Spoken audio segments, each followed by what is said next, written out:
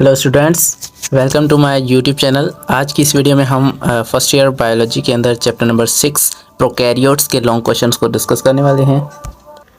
तो यहाँ पर हमारे पास पूरे क्वेश्चंस जो हैं लॉन्ग क्वेश्चंस प्रोकैरियोट्स के लिखे हुए हैं। इनको हम स्टडी करते हैं और अगर ये आपको चाहिए तो यहाँ से आप स्क्रीनशॉट निकाल सकते हैं। तो चलिए स्टार्ट करते हैं। क्वेश्चन नंबर 1 है what are the domains of classification, differentiate them. कौन कौन से डोमेन हैं क्लासिफिकेशन के। तो हमने पढ़ा था कि क्लासिफिकेशन अब डोमेन के हिसाब से की जाती है। तो अब डोमेन कौन कौन से हैं क्लासिफिकेशन के, तो आइए पढ़ते हैं। There are 3 domains of classification, bacteria, archaea and eukarya. तो 3 डोमेन हैं क्लासिफिकेशन के, ये हम पढ़ चुके हैं हमारे प्रोकैरियोट्स वाले चैप्टर में। सबसे पहला डोमेन है bacteria. Bacteria are single-celled organisms that lack nucleus. Other membrane-bound organelles they found in wide variety of environments including soil, water and human body. तो बैक्टीरिया जो है ये सिंगल सेल वाले और न्यूक्लियस इनके पास नहीं होता, और ये जो है वो मेम्ब्रेन बाउंड ऑर्गेनेल्स इनके अंदर नहीं होते, और ये प्रोकैरियोट्स कहलाते हैं। तो ये सबसे पहला डोमेन है बैक्टीरिया। नंबर दूसरा है हमारे पास archaea. Archaea are also single celled organism but they differ from bacteria in their cell membrane and cell wall structure. Cell membrane और सेल वाल के स्ट्रक्चर में ये बैक्टीरिया से मुख्तलिफ होते हैं, इसीलिए इन्हें अलग एक डोमेन में रखा गया है। As well as their genetic markup, और जेनेटिक मेकअप जो है इनका जीन्स जो है इनमें डिफरेंट होते हैं बैक्टीरिया से। They are found in extreme environment such as a hot spring, deep sea vents. उसके बाद हम आते हैं यूकैरिया पे। Eukarya are organism that have cells with nuclei and membrane bound organelles. This group include all plants, animals and fungi. तो ये हमारे पास first question हो गया। उसके बाद सेकंड क्वेश्चन पे आते हैं। What are protobions? Discuss their relationship with prokaryotes. Protobions क्या हैं, उनका prokaryotes से क्या relationship है। Protobions are thought to be precursor of the living cells. They are hypothetical structures that are believed to have existed before the formation of cells. Cells जब बने नहीं थे उससे भी पहले इन्हें लगता है कि ये जो है वो प्रोटोबायोन्स वहाँ पर एग्जिस्ट करते होंगे सेल से भी पहले। They are thought to be been the first step towards the development of life on अर्थ। तो लाइफ की डेवलपमेंट में फर्स्ट स्टेप जो है ये प्रोटोबायोन्स कहलाते हैं। ये प्रोटोबायोन्स मिलकर जो है वो प्रोकैरियोट्स बने हैं। उसके बाद protobionts are thought to have formed a life a process like abiogenesis in which the simple organic molecules come together to form more complex structure. These structures would have had some characteristics of living such as the ability to maintain internal environment and to carry out metabolic reactions. तो ये हमारे पास prokaryotes होते हैं जो अब biogenesis के process से मिलकर बने हैं, और इसके अंदर जो है वो सिंपल ऑर्गेनिक मॉलिक्यूल्स जो है वो आकर एक कॉम्प्लेक्स स्ट्रक्चर इन्होंने बना लिया जिसे प्रोटोबायोन्ट्स कहते हैं।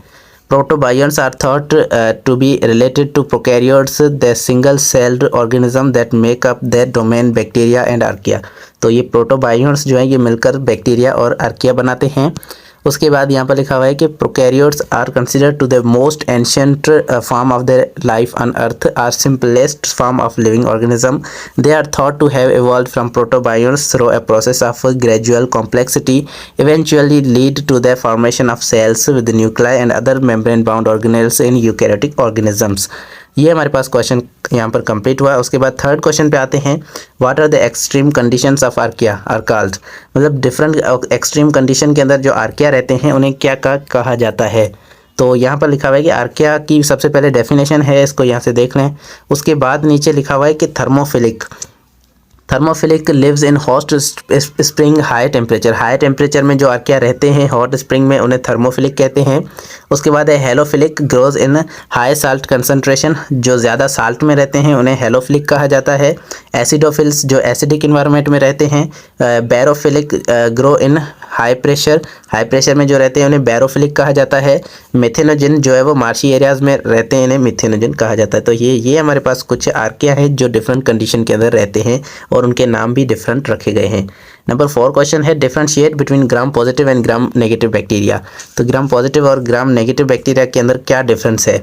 सबसे पहले ग्राम positive and gram negative bacteria are two major classes of bacteria that are distinguished by their cell wall structure and the way to react in gram stem test. तो इनके अंदर दो डिफरेंस होते हैं, एक सेल वॉल के अंदर difference होता है और ये दूसरा ये ग्राम स्टेन करने पर ये डिफरेंस दिखाते हैं। gram positive bacteria have thick peptidoglycan layer in the cell wall and causes them to retain the purple crystal violet dye when stained with the gram stain। तो जब ग्राम स्टेन की जाती है तो ये पर्पल क्रिस्टल वायलेट कलर देते हैं और ये जो है वो बैक्टीरिया इनके अंदर पेप्टिडोग्लाइकन की लेयर जो होती है वो थिक होती है, बहुत बड़ी होती है। उसके बाद gram negative bacteria on the other hand have thinner peptidoglycan. इनके अंदर ग्राम नेगेटिव के अंदर पेप्टिडोग्लाइकन की लेयर जो है पतली होती है। Add an additional outer membrane containing lipopolysaccharide and surrounds by the cell wall. तो सेल वॉल के अंदर जो है इनके पास लिपोपॉलीसेक्राइड्स होते हैं और जो है वो इनकी पेप्टिडोग्लाइकन की लेयर पतली होती है। The outer membrane causes them to lose the crystal violet. तो इसके अंदर क्रिस्टल वायलेट डाई नहीं आता। उसके बाद क्वेश्चन नंबर 5 है, give the structure of peptidoglycan of the bacterial cell wall. तो बैक्टीरिया के अंदर सेल वॉल के अंदर जो पेप्टिडोग्लाइकन का स्ट्रक्चर है उसको डिस्क्राइब करें। सबसे पहले peptidoglycan is a complex polymer that make up the cell wall of the bacteria. It is composed of repeating units of modified sugar and amino acids. The basic structure of peptidoglycan is composed of linear chain of alternating N acetyl glucosamine and acetyl muramic acid sugars. तो ये different sugars के बने हुए हैं, ये हमारे book में शायद नहीं है। These sugars are linked together by short peptidoglycan chains composed of amino acid such as L alanine and D glutamate acid. उसके बाद हमारे पास आता है the NAG and NAM sugars. ये दो शुगर्स हैं, इनके शॉर्ट फॉर्म है शुगर्स के। Are cross linked by peptide bridges which are composed of the short peptides chains and covalently attached with NAM sugars. These peptides bridges are composed of amino acids such as L-alanine and G-glutamic acid and D-alanine. The D-alanine peptide bridge is the most common and responsible for the strength of the peptidoglycan layer. तो ये इसकी definition हमारे पास आ गई, structure इसका आ गया peptidoglycan का। Number 6 पे आते हैं, differentiate between transformation and transduction in bacteria. Bacteria के अंदर ट्रांसफॉर्मेशन और ट्रांसडक्शन के बीच में डिफरेंस बताएं। तो सबसे पहले ट्रांसफॉर्मेशन के उसके बाद ट्रांसडक्शन को पढ़ते हैं। Transformation refers to the process of bacteria which make up the incorporate free DNA from the environment to the own genome। तो इसके अंदर बैक्टीरिया जो है इन्वायरमेंट से DNA लेता है अपने खुद के जीनोम के अंदर। This can occur naturally by some bacteria are such streptococcus pneumoniae and haemophilus influenzae are can be induced by laboratory through the use of specific techniques such as heat stroke and electroporation। तो bacteria जो है ये बहुत सारे तरीक़ों से ले सकता है, जैसे कि हीट स्ट्रोक या इलेक्ट्रोपोरेशन। और यहाँ पर जो है वो ये डिफरेंट तरह के बैक्टीरिया ये प्रोसेस करते हैं जिसमें डीएनए की ट्रांसफॉर्मेशन होती है। ट्रांसडक्शन में क्या होता है, on the other hand is a process by which bacteria acquire new genetic material through the transfer faster genetic material from one bacterium to another bacterium. तो इसके अंदर जो है वो एक बैक्टीरिया से दूसरे बैक्टीरिया के अंदर ये मटीरियल को ट्रांसफ़र करते हैं। तो ये एक डीएनए का जो है वो एक अलग सा सर्कुलर मॉलिक्यूल होता है जिसे प्लाज्मिड कहते हैं। ये प्लाज्मिड ट्रांसफ़र किया जाता है एक बैक्टीरिया से दूसरे बैक्टीरिया में, और ये जो है वो बैक्टीरिया करते हैं आपस में। तो ये हमारे पास प्रोसेस हो जाता है ट्रांसडक्शन। इसको यहाँ से आप स्टडी कर सकते हैं, इसको थोड़ा स्क्रीनशॉट निकाल के स्टडी कर लें। नंबर 7 पे आते हैं, why bacteria are called recycling agent in nature. Bacteria को रिसाइकलिंग एजेंट क्यों कहा जाता है? Bacteria are often referred as recycling agent in nature because they are ability to break down the cycle a wide variety of organic compounds। तो ये बहुत सारे organic compounds को ब्रेक डाउन करते हैं और रिसाइकल करते हैं, इसीलिए इन्हें रिसाइकलिंग एजेंट कहा जाता है।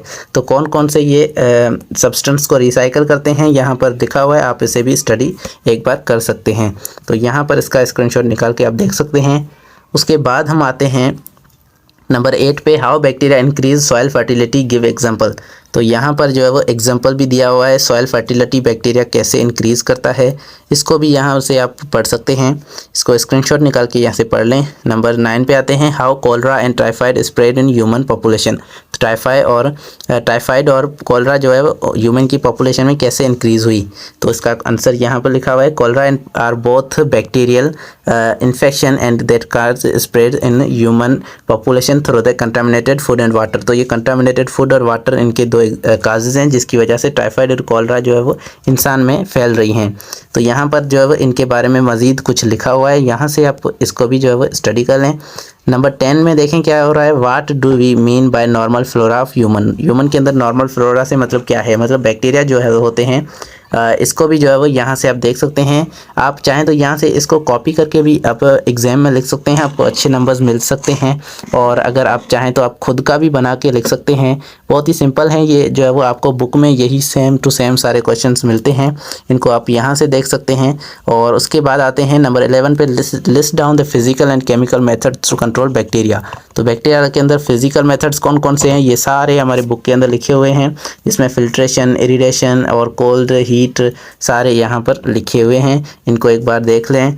और केमिकल मेथड्स भी यहाँ पर हैं, प्रिजर्वेटिव हैं, एंटीबायोटिक, डिसइंफेक्टेंट और एंटीसेप्टिक, सारे यहाँ पर लिखे हुए हैं। तो ये हमारे पास थे आज के क्वेश्चंस, और उम्मीद है आपको ये सारे क्वेश्चन समझ में आ चुके होंगे। एक बार हम इसको स्क्रॉल करते हैं, आप इनको देख लें। तब तक के लिए thank you so much for watching. अल्लाह हाफिज़।